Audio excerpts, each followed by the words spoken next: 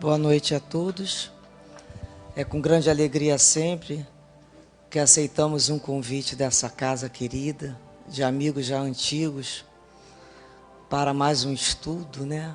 Sempre achamos todos os estudos que nos caem assim, bem apropriados, que nos faz refletir mais uma vez, não trazermos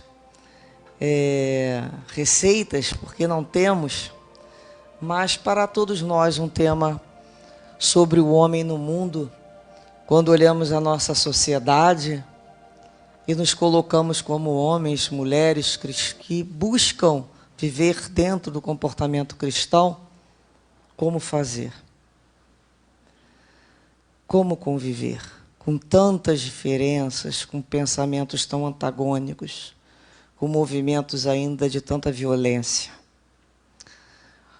Muitas vezes tem-se vontade de se afastar para se isolar com a ideia de não se contaminar. Ouvimos muito sobre isso, não é? Então vamos nos afastar para não nos contaminar, porque a sociedade está complicada. Então, assim, eu não quero mais assistir televisão, não quero mais ver jornal, nem internet, nem falar com meu vizinho também, e nem com ninguém da minha família, que também está tudo muito complicado, né? Acaba a gente buscando lá no mapa uma ilha e vai viver lá, se esse for o objetivo.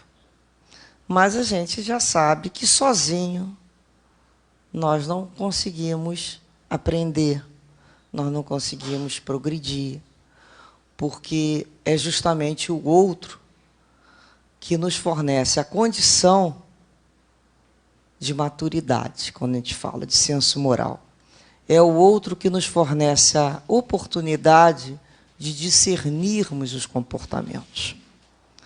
Então, é um tema, né, esse item 10 é uma mensagem de um espírito, e nós resolvemos trabalhar, ele assina como um espírito protetor, uma mensagem de 1863. Nós dividimos essa mensagem em 4 partes, porque ela é uma mensagem relativamente grande, então nós talvez consigamos falar em 3, mas vamos tentar. Então vamos à primeira parte da mensagem, nos diz assim esse espírito: um sentimento de piedade deve animar o coração dos que reúnem-se sobre as vistas do Senhor e imploram a assistência dos bons espíritos. Purificai, pois, os vossos corações. Não consintais que neles demore qualquer pensamento mundano ou fútil. Elevai o vosso espírito àqueles por quem chamais, a fim de que, encontrando em vós as necessárias disposições, possam lançar em profusão a semente que é preciso germine em vossas almas e dê frutos de caridade e de justiça. Então, a gente para pensar quais são as necessárias disposições para que esses amigos espirituais, esses espíritos elevados do qual nós imploramos a assistência, não é mesmo? Eles possam encontrar em nós e lancem essas sementes. Que sementes são essas? As sementes divinas. São as leis de Deus. Precisam encontrar no nosso coração um terreno apropriado. Aí a gente vai lembrar lá da parábola do semeador. Os vários tipos de terreno. Então, precisa encontrar no nosso coração uma disposição para que essas sementes germinem e deem frutos de caridade e justiça. Senão fica aquele terreno que recebe ali a semente que não vai para frente. Que no primeira ventania, primeira tempestade, no instantinho ela não está bem no solo.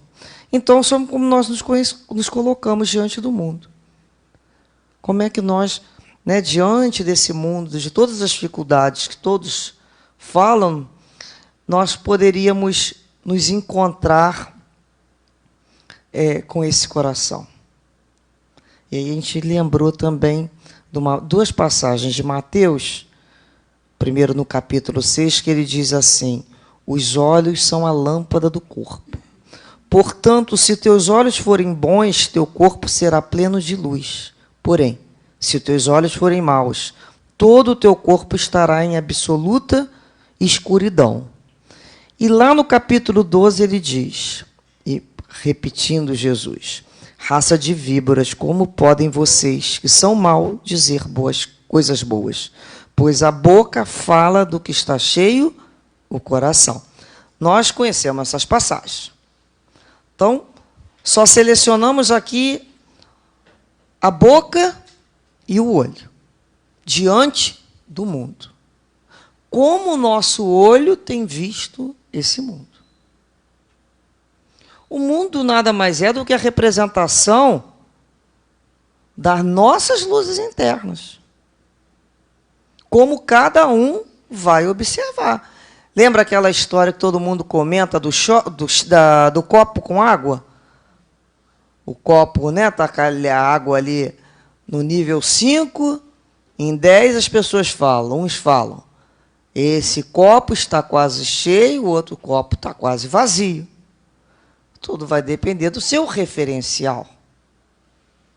Então, nós pensamos, como é que está o nosso olho diante do mundo? O que a gente tem enxergado nesse mundo?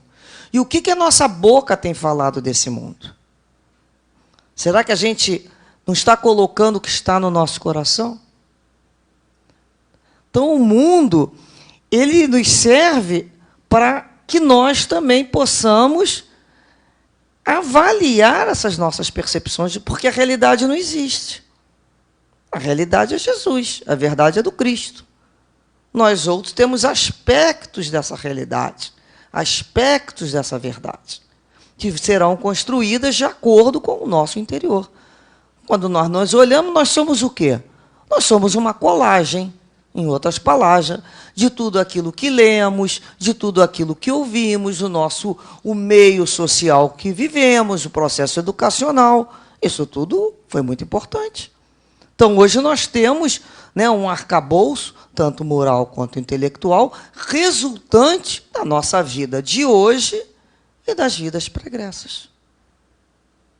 Então, quando eu olho uma criatura hoje no erro e exijo dela uma pacificação, um comportamento, que eu só agora comecei a pensar como espírito, certamente.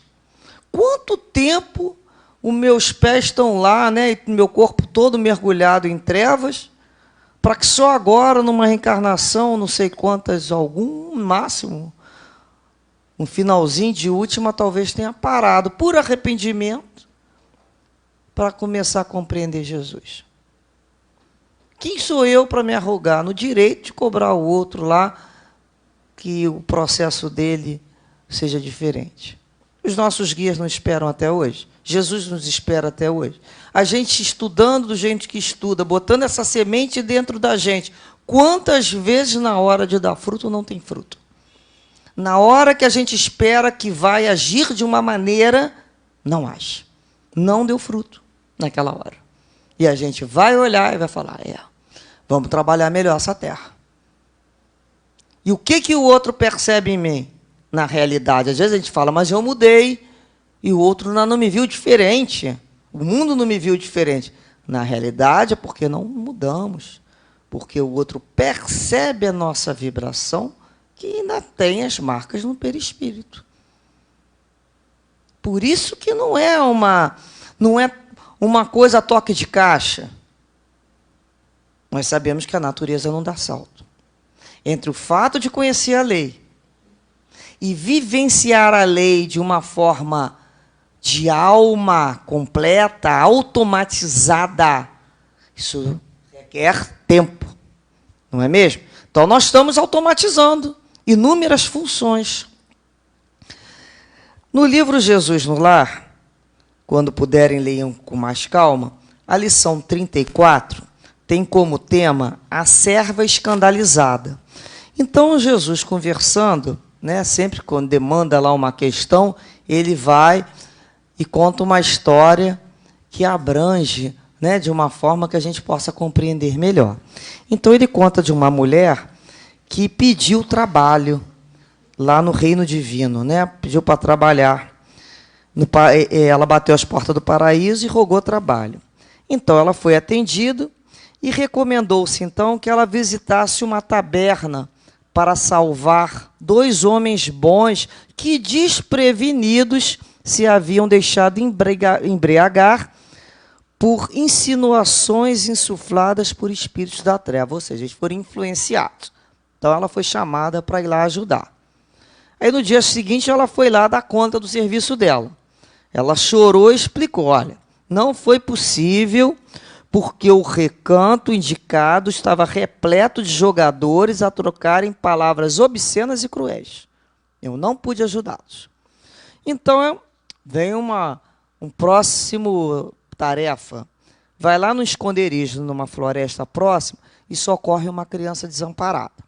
Então, ela foi, mas ela voltou explicando o seguinte, que ela não pôde fazer a tarefa dela, porque lá tinham vários homens e mulheres seminus, e isso lhe feriram o pudor feminino. Arranjou outro trabalho para ela, uma senhora agonizante. E ela voltou, ruborizada, dizendo que não pode nem mesmo penetrar naquele quarto da enferma, porque na antecâmara o esposo da doente está conversando lá com uma certa mulher de baixa procedência, projetando um assassínio. Aí o ministro do alto, já desapontado, pediu então auxílio a 2 homens dementes que estavam lá num vale.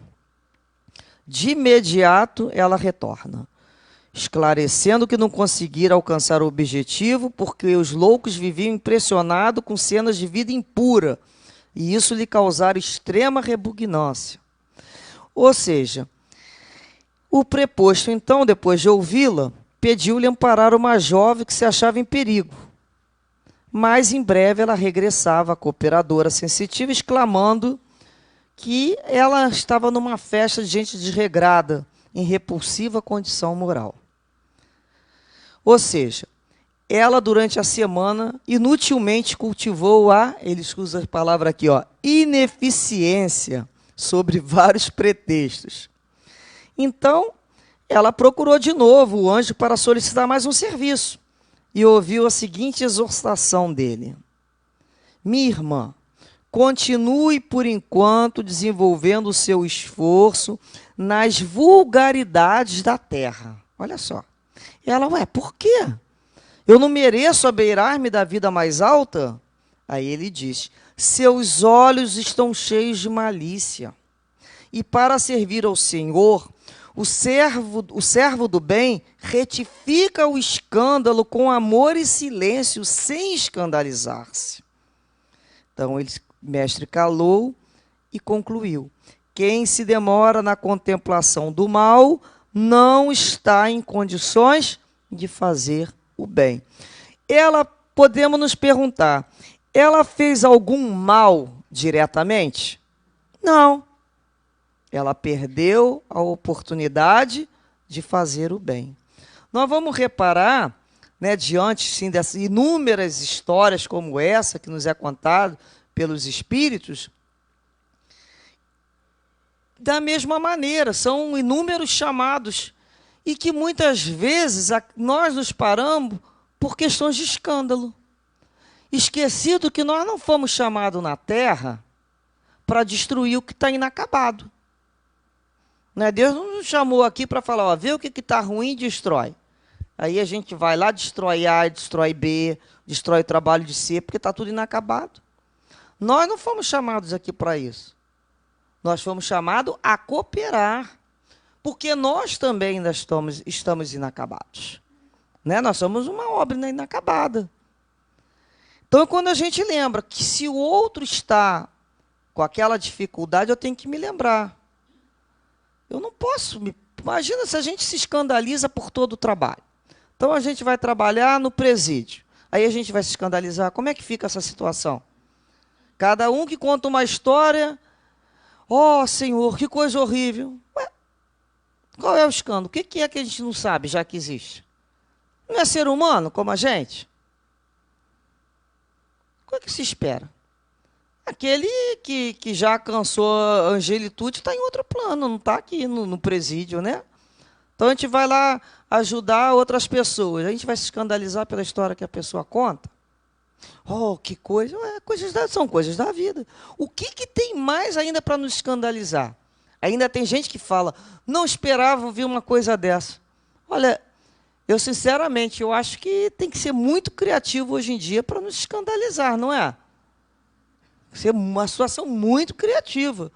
Porque você olha para aquela situação, escuta aquela situação com respeito, com todo respeito, e lembra, assim como eu, fulano tem dificuldades para caminhar. Assim como eu, nesse setor, olha aqui, a família nessa situação. Como a minha, como a do meu filho, como a de quem for. Então nós somos muito parecidos nas nossas dificuldades. Muito parecidos, muito próximos. Então, se nós o tempo todo nos escandalizarmos, a gente não consegue retificar o mal. Porque no nosso olhar vai ser ruim. A nossa boca vai falar de um Deus mau, de um Deus punitivo, vai falar, né, de pecados, de culpas. Vai ser a nossa boca. Porque o nosso coração ainda não se retificou. Então, nós precisamos saber em que posição, né, nos colocamos nesses momentos. Nós aprendemos a discernir. Eu já sei fazer melhor.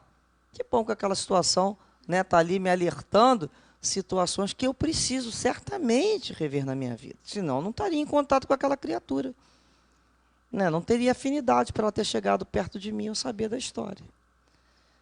Continuando a mensagem, ele nos diz assim, olha, não julgueis, todavia, que exortando-vos incessantemente a prece e a evocação mental, pretendamos vivais uma vida mística, que vos conserve fora das leis de sociedade, onde estáis condenados a viver.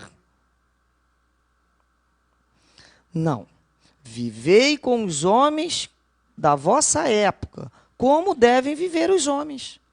Sacrificai as necessidades, mesmo as frivolidades do dia, mas sacrificai com sentimento de pureza que as possa santificar.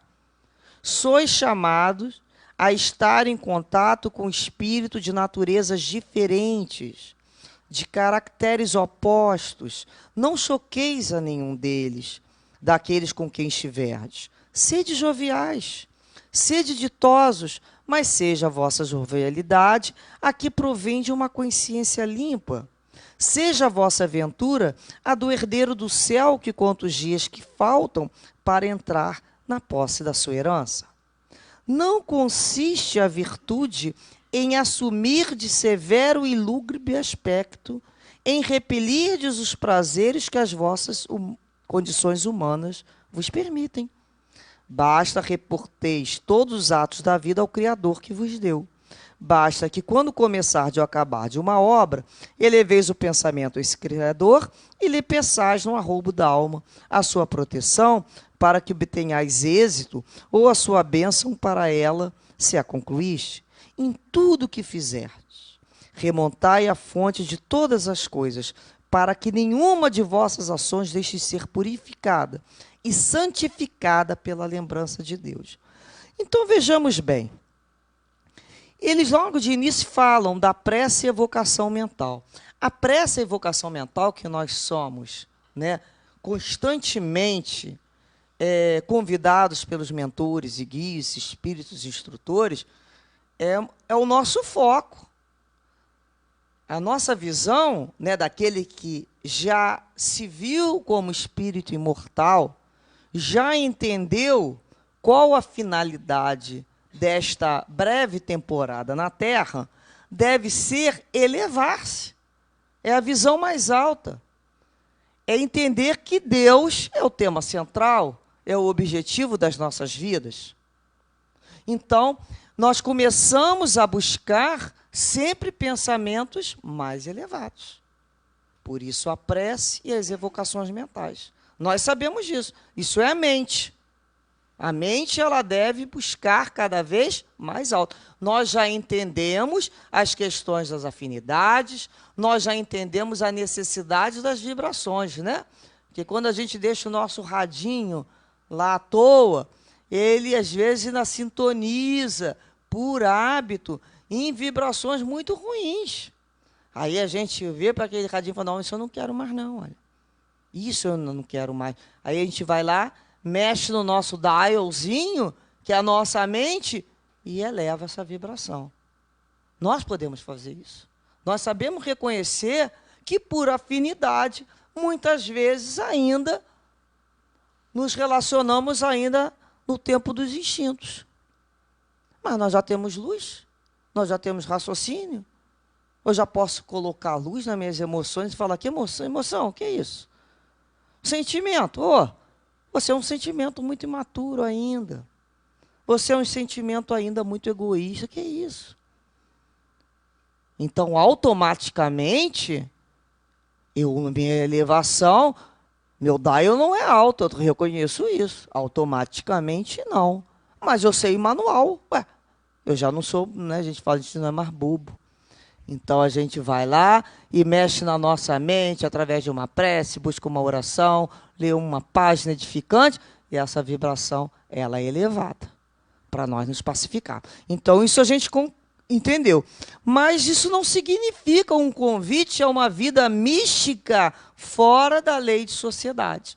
O que ele chama, então, de vida mística? São aquelas vidas contemplativas, é o chamado retiro. Fulano vive em retiro. Retiro do mundo, voto de silêncio. Completamente fora da lei de sociedade. Ou seja, não interage. Porque difícil mesmo é enfrentar o trânsito aqui de Botafogo, né? Isso aqui não é mole, isso aqui é teste de paciência, não é? Vocês já imaginaram sozinho, lá no Himalaia? Vai ter o frio, mas não vai ter trânsito. Às vezes a gente não sabe nem o que é, mas complicado. Então tem espíritos, nós não fomos convidados para ir para o Himalaia. Repararam, a gente nasceu aqui? Ou a vida nos colocou Brasil, Rio de Janeiro? Não deve ter sido à toa, a gente tinha nascido lá numa família daqui de contemplação. Mas nós já precisamos do trabalho. Então nós somos aqueles espíritos que já começamos a compreender que enquanto nós respirarmos aqui a atmosfera da Terra, nós temos obrigação com esse planeta. Por mais que a minha mente se eleve, que eu busque, né, a companhia dos instrutores espirituais, meus pés estão aqui no chão. Então eu tenho que trabalhar. Então eu posso, a minha mente está em prece e as minhas mãos estão trabalhando, e no serviço que for necessário. É isso que importa. Eu tenho que compreender que eu estou no mundo e preciso servir a esse mundo, porque não tem como amar a Deus desgostando do mundo de Deus. Porque se Deus ajuda o homem pelo próprio homem, eu sou um instrumento de Deus. Para quê? Para ajudar ou para atrapalhar? A gente quer ser instrumento do bem, não quer? Então a gente quer ajudar. Então é quando a gente se coloca aqui, vamos ser levado para locais, né, como se coloca, como Jesus falou, no meio de serpentes, muitas vezes, em verdadeiro covil. Nós vamos ser levados, nós vamos ser espetáculo do mundo, já viram? Para os anjos, para as pessoas, em todo lugar a gente é espetáculo. Como é que nós somos vistos? Quantas vezes nas nossas famílias nós estamos aqui num esforço danado, né? Para conseguir organizar a nossa mente, para vibrar melhor. Aí a família vai lá, sempre um, e dá aquela cutucada. Quem você pensa que é? Você, como é que o pessoal fala? Santo do pau oco. Não tem essas histórias? Olha só como é que você está falando. Você não é uma pessoa espiritualizada. Aí a gente vai falar, olha, espírito não é bobo, né? Bobo, espírita não é bobo, é inteligente. Então ninguém pode se utilizar das nossas crenças para nos manipular. Isso é uma outra coisa. Então é quando a gente compreende o esforço de ser bom, não bonzinho no sentido de bobinho. E as pessoas têm dificuldade de compreender pessoas com as posições mais bem definidas. Então a gente começa a lembrar que nós vamos ter que viver com essas criaturas. Mas nós vamos lembrar também que todos aqueles que admiramos, das pessoas, né, que numa encarnação tiveram vidas espiritualizadas, elas puderam exemplificar pelo trabalho. Olha, vejamos o nosso mestre, que é o nosso modelo principal, Jesus. Ele subia ao monte, ele orava, conversava, né, com Deus, e depois ele ficava lá? Não. Ele voltava e tinha que conviver com aquela multidão. Ele não convivia só com os discípulos, ele convivia com uma multidão. Tanto é que ele disse que ele não veio para os sãos, ele veio para os doentes. Então, pessoas dos mais diferentes caracteres ele teve que conviver. Se Jesus conviveu, por que a gente vai falar que não convive com A e B e C? Será o que está nos faltando muitas vezes? Resistência. Falta resistência de convivência. A gente vai ter que aprender a ter resistência, né? Eu costumo dizer, meio parecido quando a gente joga uma colher de manteiga na água. Junta, mas não mistura. É ter essa identidade que nós estamos no mundo de Deus para servir Deus. Então a gente vai lembrar aqui quando ele nos repete assim: não consiste a virtude em assumir de severo e lúgubre aspecto, em repelirdes os prazeres que as vossas condições humanas vos permitem. Sede joviais, sede ditosos. E muitas pessoas entendem o religioso de uma forma geral. Ele entra no estereótipo, né, muitas vezes, daquela pessoa entristecida, daquela pessoa séria, que não ri, grave. Nós não. Nós somos alegres. Por que nós não seríamos espíritas tristes? Nós, nessa reencarnação, temos a doutrina espírita a nos conduzir, já compreendemos que estamos alegres. Graças a Deus, já estou nessa reencarnação, né, resolvendo uma série de nó que eu fiz. Olha que possibilidade, olha a misericórdia divina a cada dia. É alegria. Quem disse que... Né, muitas vezes as pessoas entram numa posição do religioso, daquele que puxa a corrente, né, daquele que anda com a chave. A gente fala assim, essa aí foi uma reencarnação, bem pouco tempo, né, daqueles carcereiros antigos, né, religiosos. Muitos foram. Então, como é que nós nos colocamos para os outros que nos buscam? Os jovens. Nós temos que estar atualizados, gente. Espírita é atualizado. Uma pessoa me procura com uma situação atual que a sociedade vive, eu vou dizer o quê? Não leio jornal porque isso me contamina. Como? Que pessoa sou eu para conversar sobre isso? Eu sou uma pessoa completamente desatualizada. Isso não significa que eu vá, né, assistir e ler todos aqueles jornais, até porque você lendo um durante uma semana ou quase um mês, já quase está tudo a mesma coisa, né? Parece uma novela, que está se repetindo. Então a gente tem que se colocar e sabendo como é que está a situação. Situação do nosso bairro, a situação do nosso município, do nosso estado, do nosso país, do mundo, em vários aspectos. Como é que está na economia, como é que é a área de ecologia, como é que está na questão de política. São essas histórias. Um programa na televisão que todo mundo comenta. Eu tenho que procurar saber o que eles estão falando. Porque senão vão me procurar, eu não vou ser referência para nada, eu não vou saber discernir. As pessoas nos buscam em vários lugares, não é assim?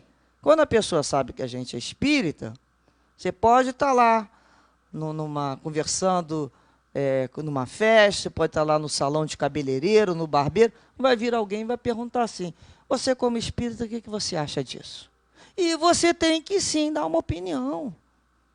Como é que eu vou falar? Vou fazer igual mãe de Mice o tempo todo? Não tem, né? Que mãe de Mice ensinava a Mice a falar, aliás.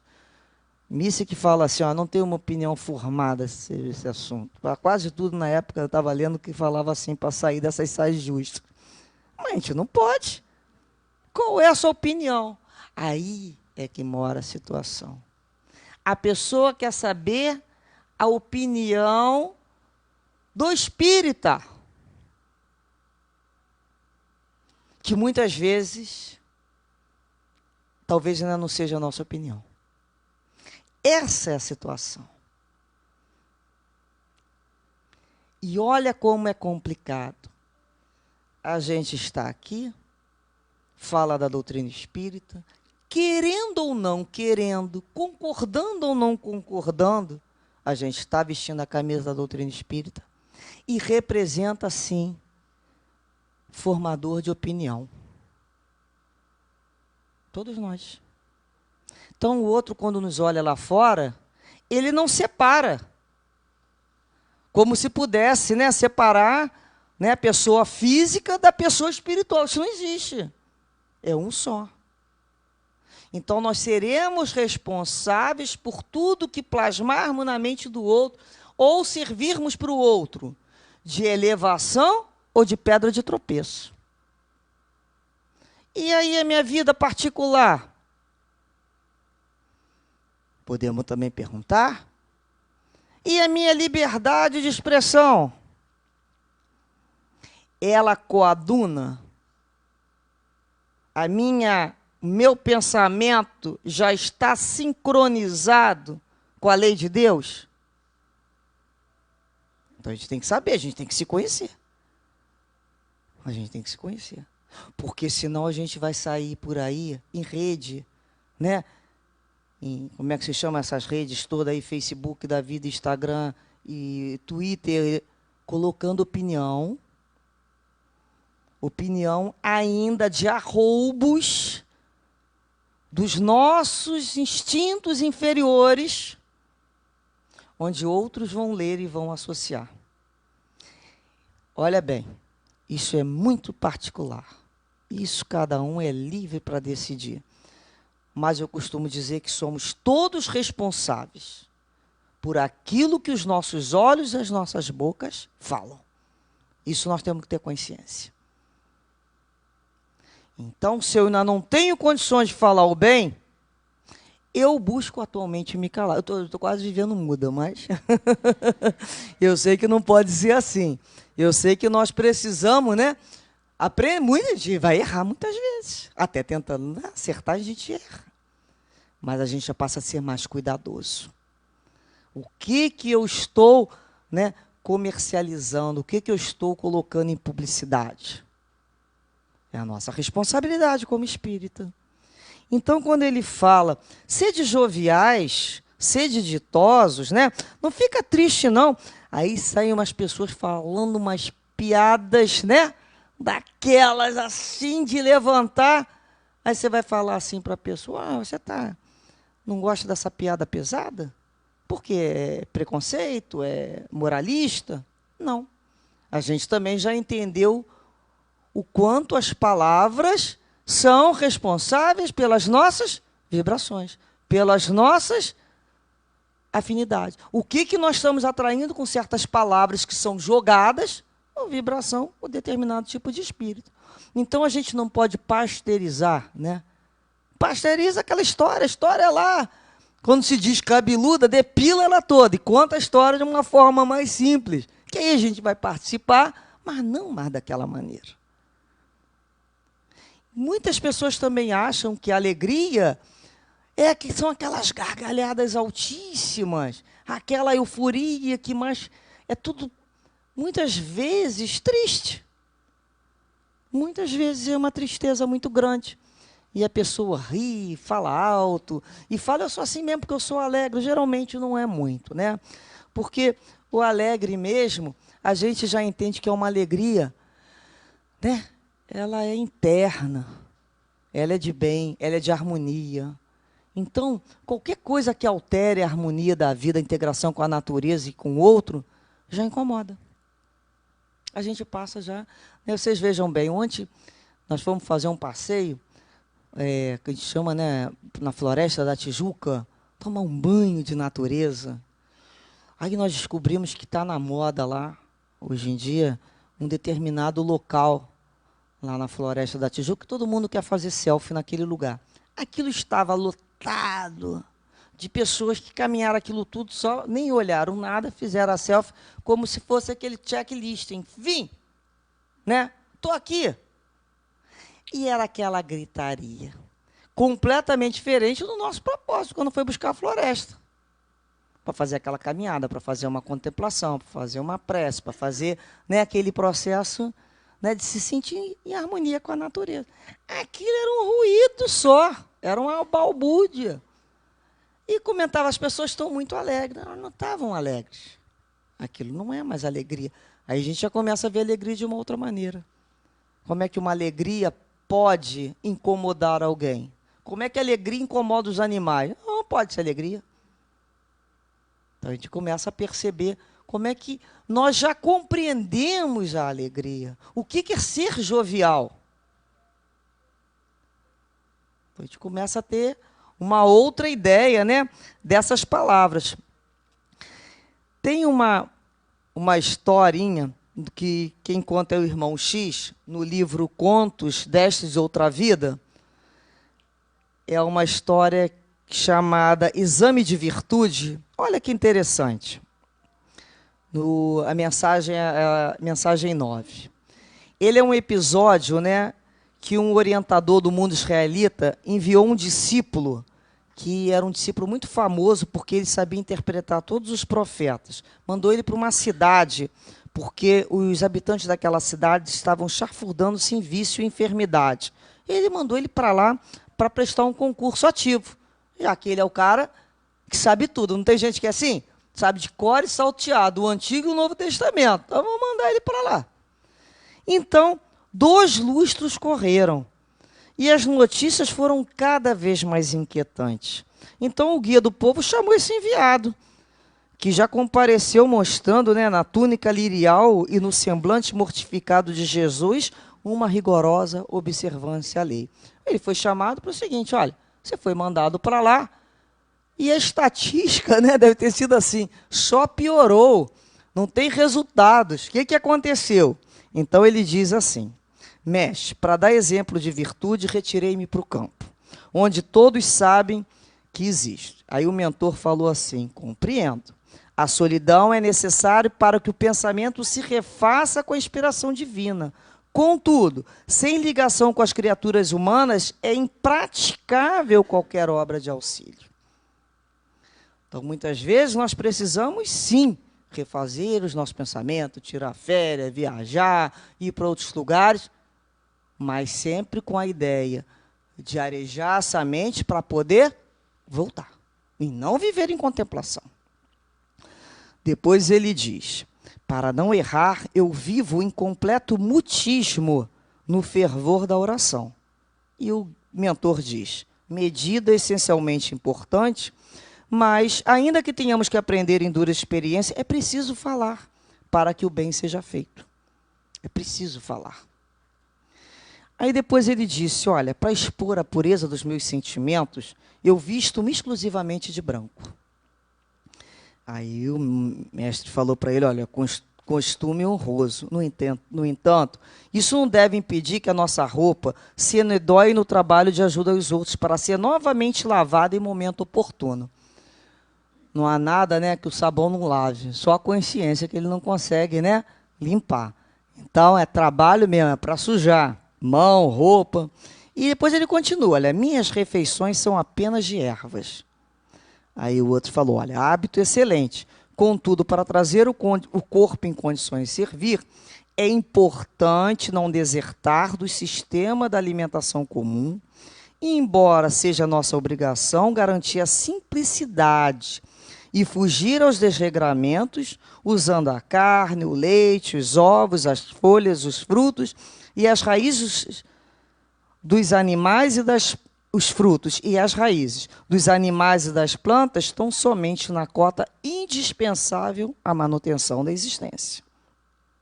Pois ele continua, olha, eu durmo sem qualquer agasalho, fustigando a tendências inferiores. Então, mais uma vez, aquela ideia, né, que o corpo precisa sofrer. É aquela ideia que o corpo é o responsável ainda pelos atos, pelos vícios. Então ele responde, olha, louvável propósito, na preservação da saúde orgânica, é justo você repousar nos moldes em que os outros descansam, a fim de que a vida no corpo ofereça maior rendimento para o melhor. Portanto, é sempre, né, a educação é que a alma e o corpo sejam bem cuidados. Nós precisamos do corpo para nos mantermos aqui reencarnados. Nós sabemos que toda a sede de atitudes vem do espírito. O corpo é apenas um executor da vontade soberana do espírito imortal. Então não há por que castigar esse corpo. A gente precisa, né, conversar com o nosso espírito. E depois ele continua dizendo, olha, eu faço muito mais. Eu tenho o leito eriçado de pregos, castigando a volúpia da carne. Então ele falou, olha, nobre intento sem dúvida, entretanto, vale mais combater a nós mesmos na prestação de serviço ao próximo, para que a nossa luta não seja vã. E depois o pupilo indagou o chefe. E a tarefa de que te incumbiste? Perguntou o chefe ao pupilo. Ele respondeu, mestre, sinceramente, devo dizer que os cuidados na apresentação da virtude me tomam o tempo todo, porque deve ser difícil, né? Você manter a roupa branca, comer mato, dormir numa cama cheia de prego, não dormir da outra vez, né? Viver sozinho, não falar. Então isso leva muito tempo. Aí nisso entrou um belo cavalo, de alvo pelo. Entrou no átrio da casa, conduzindo um pobre ferido, cujas últimas energias o deserto esgotara. O velho orientador mandou as providências e falou com bondade, pois olha, meu filho, esse cavalo, igualmente, mora no retiro da natureza. Não se expressa em linguagem humana.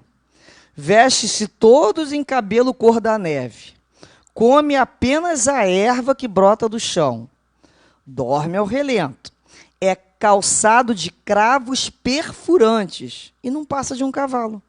Mesmo assim, é companheiro dos viajantes fatigados e agora mesmo acaba de arrebatar o mercador prestimoso à sepultura de areia. E deixou o aprendiz a meditar quanto à vacuidade da virtude vazia. Então, muitas vezes, a criatura, né, busca uma série de rituais, acreditando que o fato de um jejum, o fato, né, de ficar lá sem dormir, numa vigília constante, vai mudar o quê? É quando a gente começa a questionar.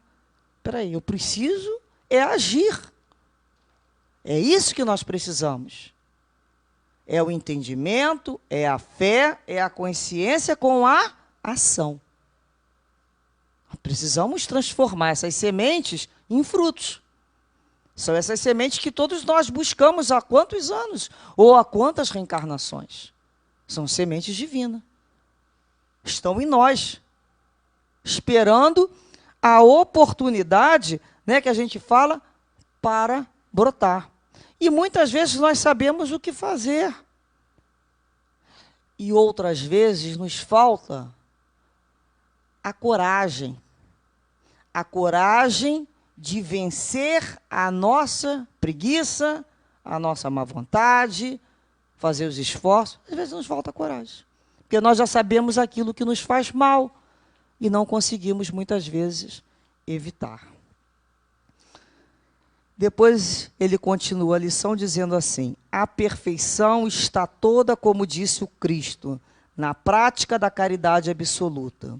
mas os deveres da caridade alcançam todas as posições sociais, desde o menor até o maior. Nenhuma caridade teria praticar o homem que vivesse insulado. Unicamente no contato com seus semelhantes, nas lutas mais árduas, é que ele encontra o ensejo de praticá-la. Aquele, pois, que se isola, priva-se voluntariamente do mais poderoso meio de aperfeiçoar-se, não tendo de pensar senão em si. A sua vida é a vida de um egoísta. Só pensa nele. Aí as pessoas falam, mas de repente a pessoa fica ali para vibrar, né? Para ficar impressa. Cada um tem que se conhecer. Eu sei que eu não tenho, como espírito, em condições de ter 24 horas para eu fazer o que eu quiser. Eu não consigo rezar 48 horas, 24 horas. Manter minha mente elevada, sem trabalho. Qual mente consegue, vocês veem, começa uma prece muito longa. Quantas pessoas já não aguentam? A mente já foi embora. Vocês já imaginaram ficar 24 horas numa posição de meditação? Então, nós temos que nos conhecer. O que a gente sabe fazer com esse tempo? A gente já sabe trabalhar no bem. Então, vamos trabalhar, vamos atender, vamos sorrir, vamos conversar com o outro, vamos trabalhar, né, no bazar, vamos lá, vamos dar passe, vamos conversar com o espírito sofredor, vamos falar aquilo que a gente já sabe que tem que falar, que Jesus já nos ensinou. É quando a gente fala, olha, eu estou falando em nome de Jesus. Eu estou falando em nome de Jesus. Eu não estou falando em meu nome. Um dia eu vou falar no meu nome. Ó, já estou conseguindo a perdoar o outro em nome de Jesus. Meu nome ainda não. Então eu tenho que ter essa consciência. É para isso que eu estou caminhando. Mas eu já tenho um objetivo. Então eu já estou caminhando com esse entendimento. Então eu não posso exigir que eu me transforme pelo fato do entendimento cerebral. Isso não se dá dessa maneira. Isso requer tempo para o espírito. Requer reencarnações, requer experiência para fixar a ideia de Deus. Então, lembrando que nós vivemos sim em sociedade, precisamos do outro, sempre a ideia, né, da importância do outro nos permitindo crescer. É o outro que nos traz o subsídio, a gente recolhe, sempre aprende com o outro. A gente aprende a reter o que é bom. Pegou um livro, retém o que é bom. O outro te contou uma história, retém o que é bom. Sempre temos o que é bom, né, já na nossa mente para buscar. E vamos encerrar relembrando um pedaço que esse Espírito trouxe. Basta reportei todos os atos da vossa vida ao Criador que vos deu. Basta que quando começardes ou acabardes uma obra, eleveis o pensamento a esse Criador e peçais, no arroubo da alma, ou a sua proteção para que obteis êxito, ou a sua bênção para ela se concluíste. Em tudo o que fizerdes, remontai a fonte de todas as coisas, para que nenhuma de vossas ações deixe de ser purificada e santificada pela lembrança de Deus. Então lembremos sempre que tudo é sagrado. Tudo. Todos os dias da semana, todos os alimentos, todos os dias são sagrados. Porque Deus nos permite esse sentimento de respeito e adoração, não pelo exterior, mas sim pela obra, que somos nós mesmos no mundo de Deus. Que possamos, então, pedir as suas bênçãos, elevar o nosso pensamento a cada dia e perguntar, Senhor, o que tu desejas de mim no dia de hoje? Que eu possa conseguir compreender a tua vontade na minha vida. E ao final do dia, Senhor, obrigado por mais uma oportunidade que tive, Senhor. Muito obrigado, Senhor. Renove em mim, em cada um de nós, a esperança de dias cada vez melhores. Graças a Deus.